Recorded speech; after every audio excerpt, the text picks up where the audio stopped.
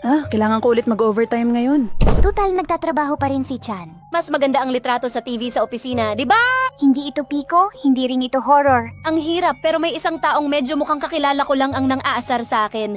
Ito ay isang pelikulang horror. Lalagyan ko ng ghost sensor? Yun lang ba? Kapag may multo na papalapit, ito ay kumikislap? Ang laruang si Pekuichan na nagsabing siya nga ang may gawa noon ay si Horanya Pico rin. Oo. Mahilig din si Ichan sa mga sea squirt. Puro ang pekor. Kaya gusto kong manood ng dokumentaryo tungkol sa mga penguin sa Antarctica. Tumalon.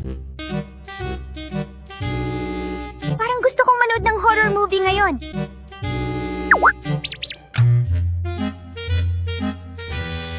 Bibili ako ng mga matatamis? Yo, what's up? Tao nga nino? Anin? Hindi, yung hindi nag-e-evolve, Peko!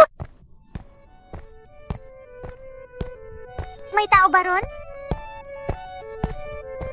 Anong ginagawa ninyong lahat dito sa lugar na ito? Po? Bakit ka nandito? Sora-senpai, naghihintay na matapos ang trabaho ni Achan. Tano. Hoy, anong problema? May tao ba ron? Talagang nagulat ako nang bigla kong makita si Senpai doon. Nagulat ako dahil Malapit na akong matapos sa trabaho, kaya hintayin mo ako. Degree. Sabay-sabay tayong manood ng sine. Magandang ideya, Pico. mga hangarin. Tiyan? Oh, pero hindi ganong nakakatakot kung sasama tayo. Oh, Oo, hindi ka makakapunta doon.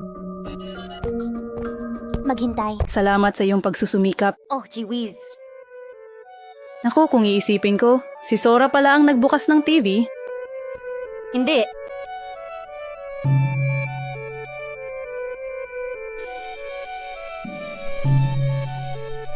Hindi ba't natapakan ko ang remote control? Mapapansin mo na tag-init na pala. Ano ang gusto mo? Bigla akong natakot. Hindi mo ako kayang lokohin.